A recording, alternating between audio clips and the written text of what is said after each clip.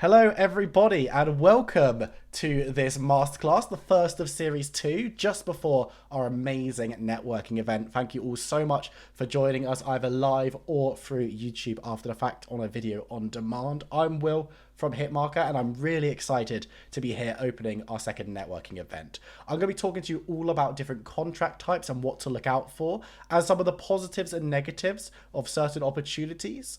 So we're going to be talking about full-time work. Is it really the dream scenario? Is it the be-all and end-all of working in gaming? Is that the only thing you can do? Spoiler alert, it's not. We're going to be talking about freelancing, giving some of my experience on that matter to try and help you prepare for that, understanding some of the stuff you need to look out for and why freelancing could well be right for you in terms of making a full-time living in gaming. And we'll also be delving a little bit into volunteering and working for exposure and everything like that. So when you really need to be avoiding that kind of thing, and also what to be looking out for, some red flags in those kind of situations if you are looking to volunteer and gain some experience alongside anything else that you're doing in life. So hopefully that'll all be very useful to you. Again, questions, please ask away and I'll make sure to be answering as many as possible. And because this is a networking event, I'll be here long after the fact. So if your question isn't answered, you can come find me afterwards and we can have a natter about this topic or anything you want.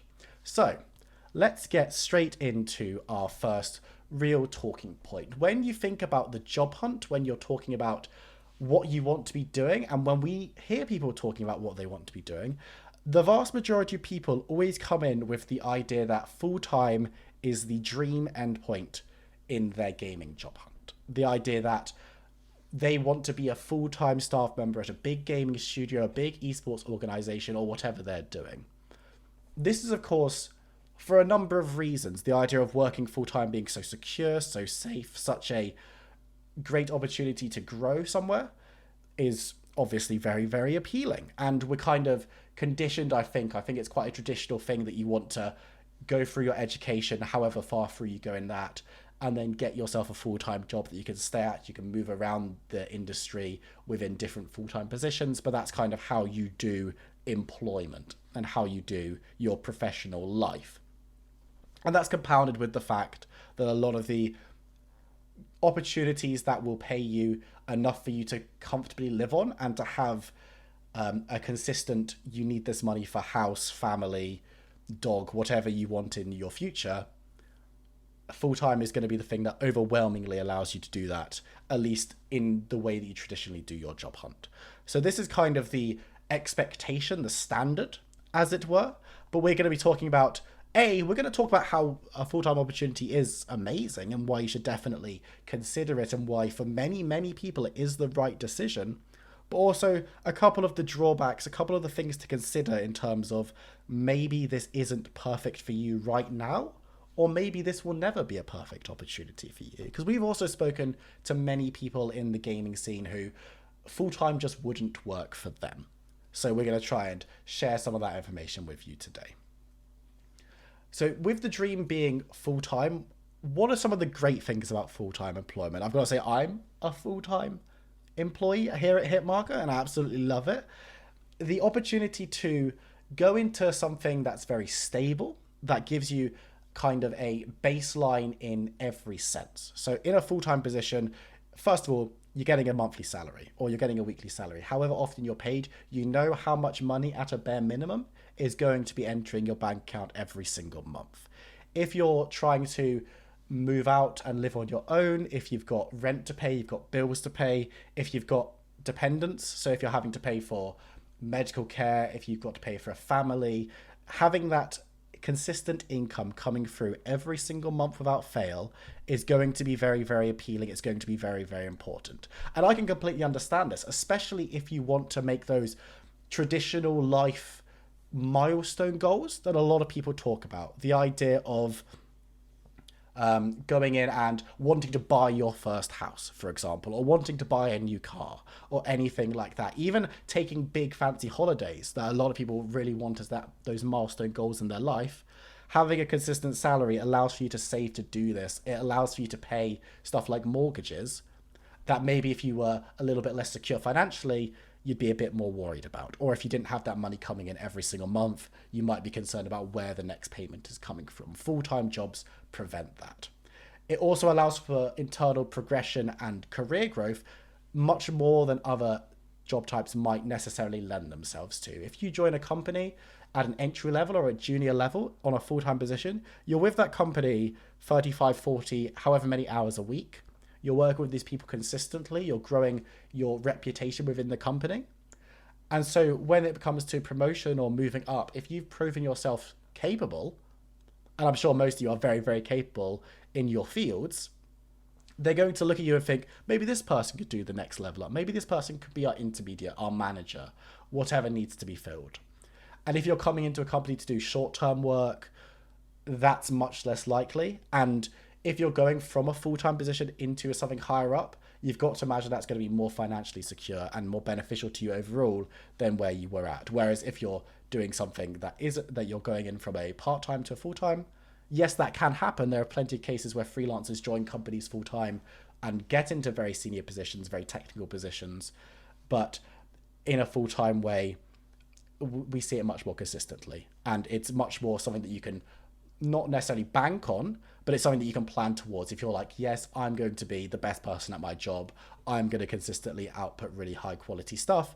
And when it comes time to promote, when my boss retires or there's another position open, I've set myself up in a really great way and I'm going to be at this company when that happens, which is not necessarily something you could always guarantee with other types of work. And of course, all the benefits that go along with being a full-time employee at certain companies, depending on what that might be. It could be medical if you live in the States. It could be any number of different things that just make the job a little bit nicer. It just makes things a little bit better for you.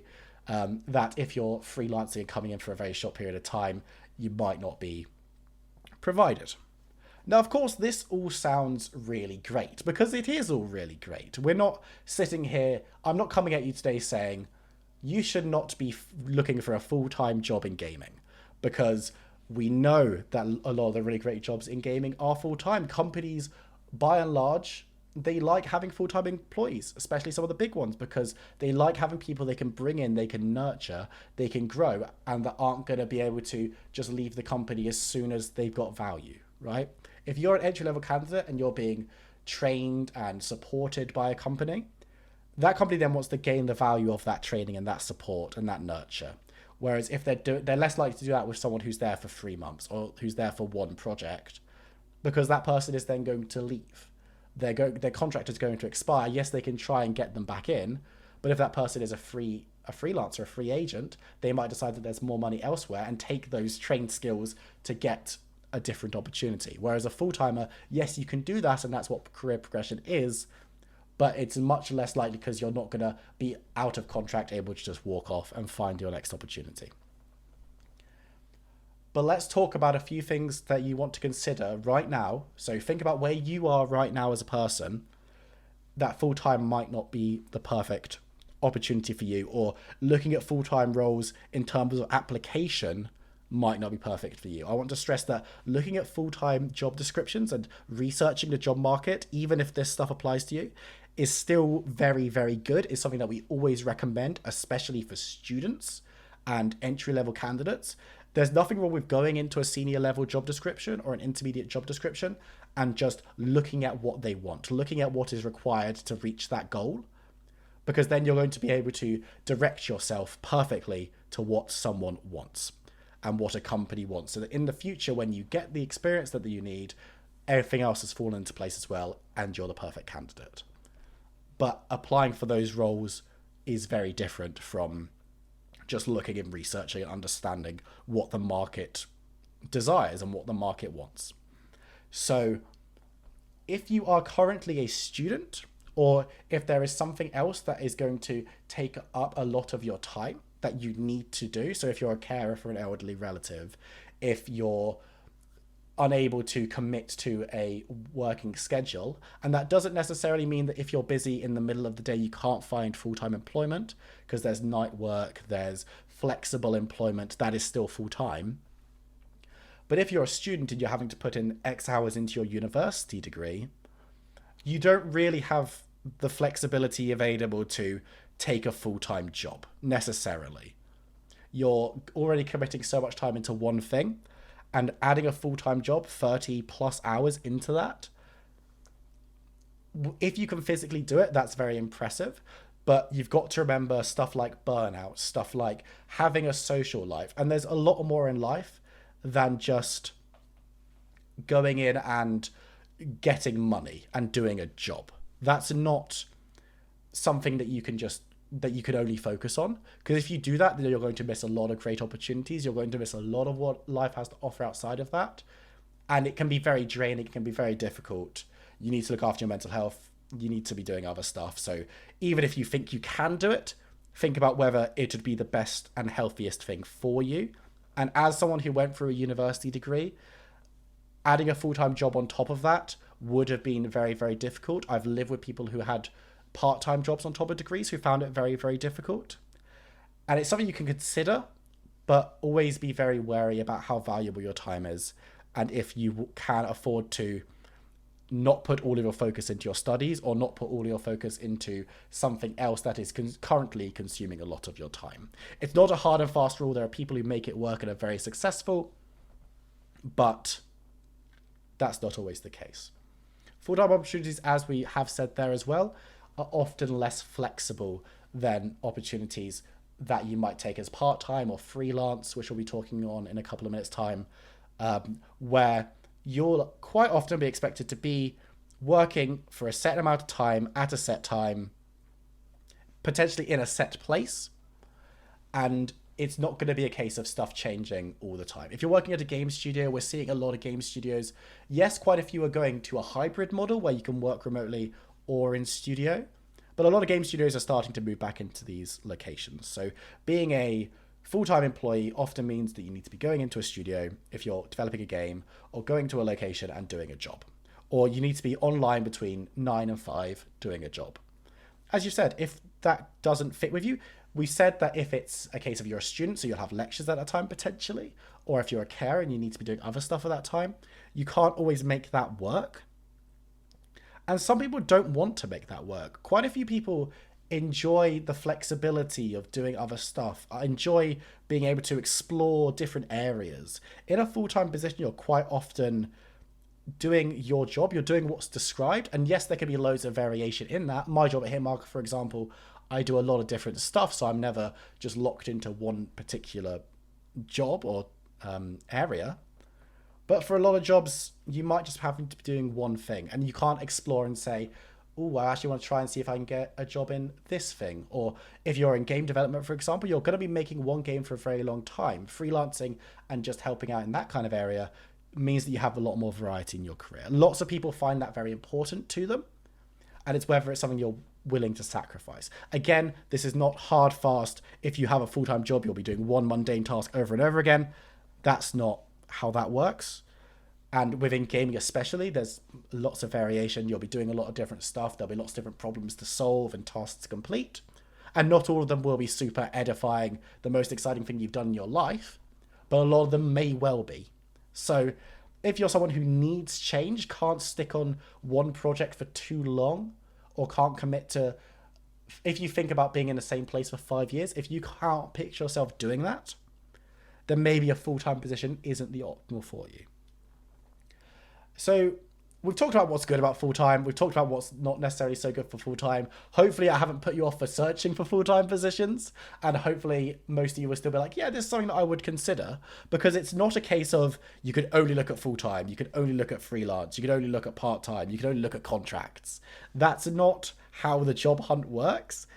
You can have a full-time job and a freelance opportunity at the same time. You can be a freelancer who makes it work with lots of different freelance gigs. You can be a full-timer who just has a full-time job and enjoys their free time outside of the 9 to 5 or whatever hours they work. There's no hard and fast rule. And no one at Hitmarker is going to sit down and say, how dare you? We just saw you applied for a full-time job last week. Why are you applying for a freelance job now? That's not okay. People aren't going to do that. There's the opportunity to change the type of work you do. As we say, some freelancers work with a company and then go full-time there. Some full-time employees might go freelance to move into a different sector or a different industry, or just have a bit more freedom over what projects they undertake. So don't worry about that case. Still look at full-time opportunities if that's something that you're interested in, it's something that you can undertake. But let's talk about freelancing. I've got a few questions that have come through. So we're going to be looking at these. What we're going to do is we're going to talk about freelancing first, because I can see these are mainly about freelancing. And then we will answer these questions after this point. Again, if I don't answer your question in this talk, I will be around for the next 2 hours. I'll be around until 10 p.m. GMT in this networking event. So you can come and find me, just ping me or follow me around in the different rooms, and I will endeavor to answer and talk to everyone who wants to.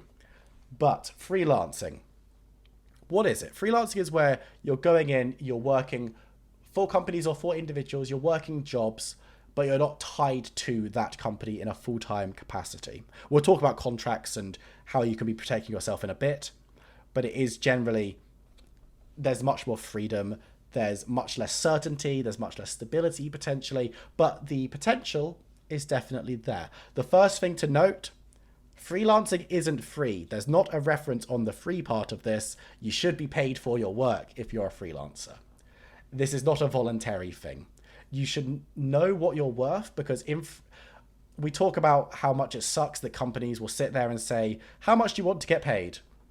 It's bad. We don't like it as a practice. Companies should be offering you the amount, and you should know either, yes, I want to take this money, or no, I'm worth more than that, or no, I can't accept that amount of money, or let's negotiate. That should be the starting point, not how much do you want.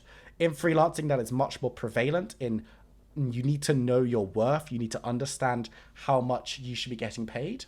And you can do this in two different ways. One is doing your research, just going online, looking at the sector you're in, looking at the experience that you have, and searching and looking at how much people tend to get paid for freelance opportunities in what you are. You want to know what your profile is worth, is valued at within the industry. Because understanding that means that you can go in with realistic expectations of what you should be paid, so that a company can't pay you half of the going rate without you knowing. But also you're not going to go in with double the going rate and lose out on opportunities. Because in freelancing, unlike full-time, you have to consistently be looking for opportunities. I don't have to go in to work tomorrow and bid for an opportunity to work for the next month, because I'm a full-time employee. Whereas freelancers aren't that. They do have to be going on and doing their next gig and their next gig and their next gig. So losing out because you don't understand how much you're valued at, or losing out on money because you don't know how much you're valued at, can be really, really rough. So doing your research is important. And within gaming especially, and this is something that whenever we have a guest in, whenever I talk to anyone in the industry who has done freelancing in the past, whether it be esports, gaming, whatever, talk to people around you in the industry, reach out on stuff like LinkedIn, on stuff like Discord, on Twitter, and talk to people in the industry to you that do similar jobs, who either have experience freelancing or do currently freelance, and just talk to them about what the going rates are. Money shouldn't be a taboo subject. It shouldn't be something that we are awkward talking about. And for freelancers especially, knowing what other people are getting paid for similar work to the work you're going to be undertaking, or work slightly better than what you're going to be undertaking in terms of a seniority level, well, again, it will prevent you from going in with unrealistic expectations, and it will protect you from being screwed over by companies who, some of them will just want to get the cheapest person in to save themselves money, right? And it sucks that that's a practice, but that is the case. So you want to avoid that like the plague, and you want to make sure that you're getting what you're worth and you're not losing out on opportunities because you don't know what that is. When it comes to freelancing as well, you need to know the law of where you're working. You need to understand how taxing and invoicing works, and it's not fun. I've done it. Plenty of people in here will have done it. In networking, I'm sure you could talk about how much you hate invoicing and doing your taxes, because it's my least favorite thing in the world. But it's something that you do need to understand, because when you're a full-time employee, when you're with a company, quite often all of that will happen behind closed doors. You don't need to worry that much about being able to sit down and working out how taxes work and what's deductible and all of this stuff, because it may well be done for you. Obviously, when you're a full-time employee, you need to be checking your contract. You need to be understanding if that is something that you need to worry about. But if it's something the company does, you don't then necessarily have to be sitting down and making sure that it's all good. You're most likely not having to invoice the company every month to get the money that you're owed, whereas freelancing, every project, the amount of time you're there, whatever, however you're getting paid, you need to be invoicing. You need to understand how to do that. Again, there's plenty of amazing guides online where you can go and you can find this information. And I can't sit down individually with everyone and explain exactly how to do it, because there's a lot of different nationalities in this community, which is amazing. But for stuff like this, the laws may change, the way that you're taxed may be different. Everyone's circumstances are unique and individual. So going online, looking at how it works if you're full-time but also have a freelance role, or you're just freelancing, or you're in the States, or you're based in the UK, or you're based in Europe or Asia, you need to be understanding this, because if you get charged a massive tax fine because you're not doing it properly, or you get in trouble because of that, it's going to be a really bad time. And don't be afraid to reach out again and ask people again in the same sector as you, in the same location as you, who are based out of the same area, because they will obviously have to know this stuff if they're working legally. So you could ask them and say, hey, I'm about to start working as a freelance concept artist for video games. I've seen from your LinkedIn profile that you do a similar thing. Can I just ask you, how do you tend to invoice a client? Do you have a template that I can look at? Just because this kind of stuff, most people will be absolutely fine giving out this information and helping you out in this way. Obviously not giving you an invoice with that information on it, but showing you a template if they've got one. Because they want to see the community thrive. They want to see this sector thrive as much as you do. So always be willing to reach out and ask questions. And if you're at that top senior level or intermediate level and you're getting people asking you stuff, please, please, please be willing to help them. It's really important, and it will help the community, and it will help video gaming and gaming improve drastically. In freelancing, we talked about this a little bit, so I won't spend too long on it. Always be looking for new opportunities and know your rights.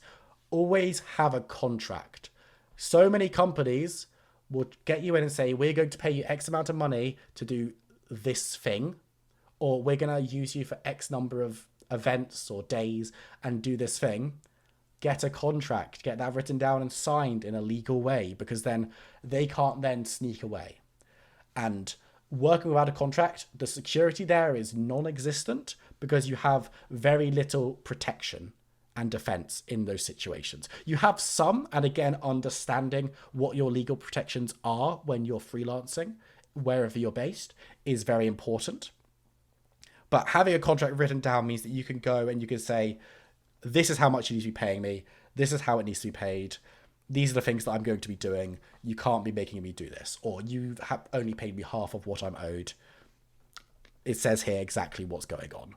You need to have that, and you won't always be offered it as standard, especially freelancing at an entry or junior level. There are lots of amazing companies that do it immediately and make it a very important thing, and those are the companies you want to be working for mainly.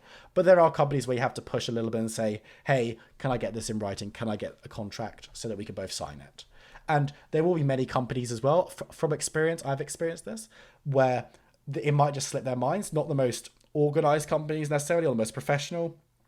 But if you're a freelancer, you have to push. Sometimes they'll be like, oh, sorry, we haven't sent that over yet. Here it is.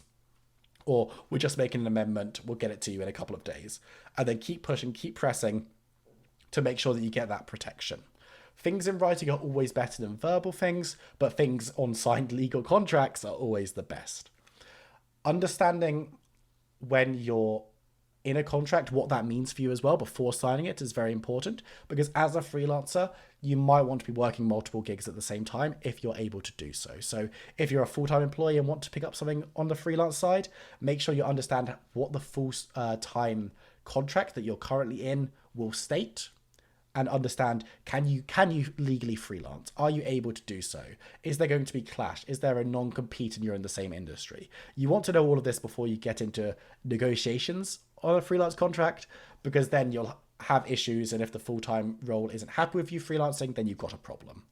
If you're working multiple freelance gigs at a time, make sure that A, you can work all the dates that you're wanted, or all the time that you're wanted in both, again, without burnout, without working too much that you're not going to be able to do anything else with your life, but also that you're legally able to do so, because some freelancers will be working on one project for 3 months, and that's the only project they can work on because of the contract they've been given. So you can't then go off and find another contract within that 3-month period because you're working on something else. It's all about being diligent, reading through stuff, and making sure that everything is on paper. That's really important. Make sure that you're doing it. But this all sounds super stressful. I'm sure I haven't sold this the best way, but freelancing can be your full-time work. Freelancing can be the thing that pays your rent, that puts food on the table, that allows you to live an independent life, to do all the stuff that full-time does.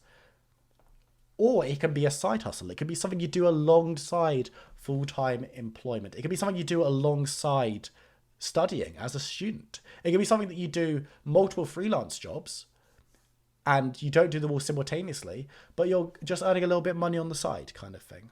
Or it can be something that you're doing 3 or 4 freelance gigs at the same time to make that full-time money that you need. Remember that you need time off. I've said it multiple times. I'm going to keep saying it. Burnout sucks. Don't do it. Plenty of people in life get burnt out just from doing a full-time job or just from doing one freelance gig at a time. Picking up 2 or 3 or picking up a full-time and a freelance can exacerbate that, can make that harder, and you don't want your performance in your opportunities to suffer, whether they be full-time or otherwise, because you're burnt out, because you're working too much. If you start feeling it, you want to make sure that you've got an ability to relax, to take time off, to do other stuff that's going to reinvigorate you. Full-time is great because you get holiday, so you can take that time to go and do that. Freelance, you can take time off from searching for new opportunities if you've got the security to do so. Organize. Make sure you know what current work you need to do, what kind of opportunities are currently on your plate, but also keep your eye on potential opportunities. Keep your eye on what could be in the future. Keep your eye on the next step up or the next available opportunity, because as a freelancer, once your current gig is over, you want to probably be moving into the next thing, or at least understanding when you want to be taking up your next thing. And always be willing to say no, but also be willing to take an opportunity. Sometimes you'll find opportunities and you'll be like, this is something that I have to do. This is a brilliant one. Always be willing to jump at the chance of working at that next step up, working at that next company that you really want to work with, working on a project that seems amazing to you, but also be willing to say no. As a freelancer, you don't have to take every single opportunity offered to you, whether it be because the pay's not quite what you'd want or the work that you'll be doing isn't quite as exciting as you thought it potentially might be, or any number of things. Maybe you've just burnt out off the last one, you want to take a couple of weeks off and it would clash with this opportunity. Be willing to say no, be willing to look after yourself, and be willing to make sure that your career journey as a freelancer is the most amazing it can be. And of course, as I've said, you don't have to be a freelancer forever. If you work with a company, alongside a company on a project, and they're like, we love you, you're the best concept artist in the world, come work for us full time, you can do that. You can then move into that freelance, move away from that freelance life into the full-time one. And maybe that's something you want to do. Maybe that's after some time freelancing where you want a little bit more security and you're willing to give up a little bit of flexibility in order to do so. Cool. There is a bunch of questions and we've only got 15 minutes for this talk. So I'm going to pick out a few of them to answer now. And then, as I say, after the talk, I will be around. And what I will also do is I will endeavor to make sure that there are written answers to every single question that we get through in this event. Maybe not tonight because there's only so many hours in this evening for me, but I'll make sure that we do have a good answer for every single one of these questions for you. They will be posted in the Discord after the event is finished. For people that have been stuck for long periods of time, not getting a job in this market, what are some things we can do to make ourselves more appealing to companies? Something that I would definitely recommend in that regard is maybe look at a couple of opportunities slightly outside of what you're going for if you've only been going for very specific things. This feeds in perfectly. If you've only been looking at full-time opportunities, maybe have a peek at freelance, maybe have a peek at contract roles on Hitmarker. On Hitmarker, there's a bunch of different sectors listed in filters. If you're just filtering by full-time and you're not finding anything you want there, maybe add freelance onto that. Maybe add contract onto that. Maybe add part-time onto that. Because you might be able to find opportunities that you can work that will be just as good for you, that will just be a bit different from what you're looking for. If you're already doing a very broad job hunt and you're already looking at stuff and going, I'm already looking at 3 different sectors, 4 different sectors, the best thing that I could advise is to have a look over why you're not achieving jobs, why you're being rejected from opportunities. Some companies hopefully will be giving you feedback. If you're getting no feedback from anyone, I'm really, really sorry. It really sucks. but looking at what in your applications maybe you could be doing a little bit differently, how you could be presenting yourself in a slightly different way. And also, as I say, keep researching the opportunities that you want to be going into, looking at the skills that you want to be developing or that need to be developed for that opportunity, and then go away and actively try and develop them. If you're going for game development roles and you're using the wrong programming language, because that's what you were taught at university or school, but every single opportunity that you found needs a specific one, go away and learn that programming language. Get some experience in that programming language, because that is what's going to impress at the end of the day. The company will see, this person has worked on this thing, their portfolio shows it, I'm impressed with this person. So those are a couple of things that you could be doing right now. Either broaden your search a little bit, if you haven't already made a broad search, or try and get the skills that companies really want in order to appeal as a strong candidate and work out how best to showcase those in your application. We have a bunch of really great careers advice on our website. Not everyone knows about this. Go on to Hitmarker. There's hopefully one of the Hitmarker team will link this in the event chat. There's a careers advice page with how to be presenting all of your information in the best way possible. Please, please, please go away and do that. With freelance, how long would you leave it with contracts before emailing a company asking on the status of payment? Like, what's the courtesy when it comes to asking them what is too much? So when you should have an agreement with a company you're working with on how much you're being paid, what you're being paid for, when you're being paid. Usually the standard length of time that I've seen and I've experienced while working in freelancing is 30 days from when the invoice is sent to the company. Sometimes this can be a little different if companies need to set you up as a vendor, if it's a very large company, or there's other legal things that need to be worked out.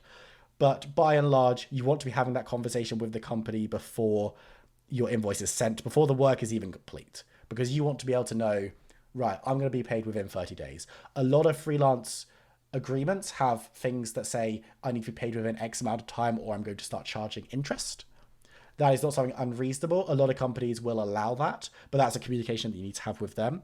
I would say that if you haven't been paid within 30 days of sending your invoice, and your invoice should be sent as soon after either A, it's asked for, if it's before the end of whatever you're working on for them, or B, when you end whatever you're working on for this company. Once you've sent your invoice, send it with if you need anything else, please let me know. If you haven't already discussed it, make sure that you know how long it is going to be. If you haven't heard in 30 days, chase up. If you haven't heard again in 30 days, chase up. And then after that point, if you don't hear anything, then you're going to need to escalate it. This is where having a contract is very important, because then that will tell you how you can escalate it. And if not, look for legal advice, because after 2 months, they're dragging their heels massively. Maybe they're trying to run away with the money. Maybe they're super unorganized. Either way, you've earned what you've earned, and you should be getting whatever you're owed. We'll do one more quickly, because I do want to talk about volunteer jobs. And I know a lot of people are here to listen about working for exposure. So as a freelance caster, I often go between orgs that don't pay, and orgs that do. I know that it's a saturated market and a lot of orgs simply don't have the ability to pay, but I think I'm getting to a point where I can hit the next step. What's a good step to take to have more paid opportunities approach me so I can gain a more consistent income from casting? This is something that I've had to go through personally within esports casting. Something that there's a very weird state where sometimes you'll be at that point where, as you said, some organizations will be able to pay you for your work. Some organizations won't be able to pay you for your work. There comes to a toss-up, and we're going to talk about this when we talk about the volunteer roles in just a minute, is what is your value in your sector? And this applies to everything. This isn't just about casting. Sometimes you will start off in a very competitive field doing volunteer work and working within companies that aren't paying you. Sometimes you'll decide that that's right for you and that you'll find a good opportunity to do that. There comes a point in your career where if you think you can make that step up, maybe you don't necessarily need to take those volunteer opportunities and leave yourself more open for paid stuff. In casting specifically, I would say that marketing yourself on social media is quite important. I would say that creating yourself a good reel of content is pretty important in order just to get your name and face out there as much as possible, and networking with other casters, networking with casters that are maybe more inconsistently those paid opportunities, just so that your name comes up in conversation when organizations are talking or other casters are talking about talent rosters, because that's where a lot of the work in that specific sector can come from. And that is, again, not specific to that sector. If you're looking for opportunities if you're looking to go from making your own indie game into game development, network with game devs at other studios that you want to be working at. If you want to be doing concept art, or if you want to be doing social media management, network with people around you in that sector. It's so important. And as I've said, every time we talk to people, they come on, they do panels with us, they chat with us about their careers, whether it's full-time, freelance, anything. Network is always the key there. Hopefully that's answered your question. Again, I'll be hanging around if you want to talk about anything more, whoever asked that question. So, volunteering, when not to work for free. So, I'm not going to sit here and say never do anything volunteer, never, ever, ever do that. It can never be a good thing. It can never be positive. I've worked volunteer roles in the past. Some of them have been very constructive and I've learned a lot from them. Some of the ones I've worked have been rubbish and definitely not worth doing. So what I want to impart is basically where you're at right now shouldn't be considering volunteer work. This shouldn't be on your radar. Or when you look at a volunteer opportunity, if you see X, Y, and Z, run for the hills or be very skeptical. So if you value yourself higher than just exposure or just whatever they're offering that isn't money, you shouldn't be taking volunteer roles. You shouldn't be going into a position where you're going into it like, I'm not going to gain anything from this, right? Because normally in a job, whether it's freelance, whether it's full-time, whether it's part-time, the baseline is you're gaining money from that, regardless of how much it is, regardless of if it's a full-time salary and a full-time job, or it's whatever you're being paid for the project on the freelance side. You're getting money. You're getting something of value there. If you're not being paid because it's volunteer, then you need to be gaining something else from it. Are you working with people that you're going to be able to network with, or are you working with people you're going to be able to learn from? Because those are times where you'll think maybe it is valuable. But if you yourself already have skills, so learning from people at these kind of volunteer opportunities isn't going to be that valuable, whether networking with these people isn't going to be that valuable, then don't take the volunteer opportunity. Don't look at that volunteer opportunity. Talk to those around you and consider your experience, and then make sure you're not working for significantly lower than those around you and what you're earning. This comes into it as well. If you're going into a volunteer opportunity where other people aren't volunteering, you've got to ask yourself the question why that is. Is it a case of you're coming into an organization as a very entry, you've never done anything like this before, and they're training you to do that? If there's exceptionally good opportunity, but if they can pay other people, they should be paying you, even if you're learning. And don't always expect to go into an opportunity and get paid exactly the same as everyone else there, or exactly the same as someone doing a similar job at a different level, because that's not necessarily realistic. And people will bring more monetary value to a company than you will, potentially at the start, if you're very new. But if a company is paying other people and not you, there are massive question marks there, or there should be. In some sectors like casting, we mentioned in that answering that last question, there may be a barrier to entry for paid work if it's very competitive and saturated, as the person mentioned. If you're coming in fresh with no experience in any areas, you may struggle to take those entry-level paid roles.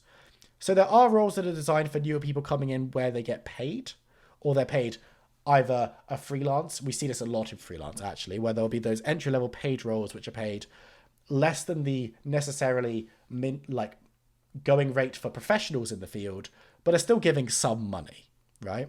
If you're coming in, it's the first time you've ever done something, it might be difficult to get those roles because there will be slightly more experienced people who will be taking those opportunities because there's money attached to them. So sometimes volunteering in those areas or working for other things will be beneficial and is kind of the way to get started. And it sucks it's the case, but sometimes that's how those sectors have adapted and evolved in gaming. But again, you need to be gaining something from that opportunity. You need to be gaining the skills and experience to take those entry-level paid roles, to take other paid opportunities. And if this volunteer role isn't giving you that, or it's not helping you network with useful people, don't do it, would be my advice. And often, this is something that people don't consider, but I see it quite frequently. please, please, please go away and start your own thing. If you want to gain experience writing, start a blog. If you want to gain experience creating video editing, create your own YouTube channel and edit some videos for yourself. This stuff is going to be so good because, yeah, you might still not be getting paid for it, but you've got ownership. This is your thing. You're not going to build something for someone else without being paid, and then they're going to take it and go. Because if you're doing it yourself, you're building something for yourself, and if you get paid for it in the future, brilliant. That's amazing. I'm really, really happy. If that's happened to you, I'm so, so proud of you for doing that. But even if you don't, even if you fail or you don't make it your full-time job, you've gained valuable experience. The same experience you'd probably have gained from working a volunteer role that doesn't have the best people around you that are going to be able to teach you these core skills. So consider that if you're considering volunteering. Consider starting your own thing. Make an indie game. Create artwork and share it on social media. Create content on a content creation platform. Do whatever it takes that you can do individually. Start a blog. That will help you gain those opportunities and experience without being forced to work for someone else. Very, very quickly, if you can't afford to work for free, don't do it. If you've got dependents, if you need money for stuff, don't feel obliged to volunteer your time, because that's not how a job should work. I know I'm running over very slightly, Trev, but I had mic issues. I'm stealing a couple of minutes where you need to be able to pay for stuff. You need to be able to have that money to pay rent, to pay bills, to pay for food. And remember, and we've said this before and we'll say it again in the near future, don't worry about getting a job outside of the gaming sector. If that is how you're going to be able to pay rent, go and do that. You don't need to have your dream gaming job at the age of 21 or at the age of 18 or at the age of 25. There are plenty of very successful people in gaming who at the age of 25 were working in the financial sector or were working in sales in some random sector that has nothing to do with video games or nothing to do with esports, if that's what you're going for. You don't need to do it right now. And coming back in 2 or 3 years with 3 years of marketing experience is going to look a hell of a lot better than someone who's done 3 years of volunteering in marketing at a bedroom indie game studio or an esports org that doesn't pay its staff. There is time for you to achieve these dreams. There is time for you to do that. But sometimes there isn't time for you to pay your rent or to pay for heating. So going away and finding a job elsewhere is going to be able to do that for you. So, to round out and summarize everything, full-time work is great if you want stability and is a great opportunity, but it's not the only one that you should be looking towards. Please, please, please feel open-minded to look at other stuff. Freelancing is so flexible. It can make you control your career so much better, but it can be stressful and you need to know exactly how to protect yourself and how to make it the most optimal it can be. And volunteering, you need to be gaining significantly from it if you're going to partake in it. And quite often, if you've gained some experience, it won't be right for you. And sometimes it's best to move up into freelancing or into full-time or to look to a different industry to gain some experience that you can then transition and translate into a more senior role that is going to be paid properly, whether full-time or freelance.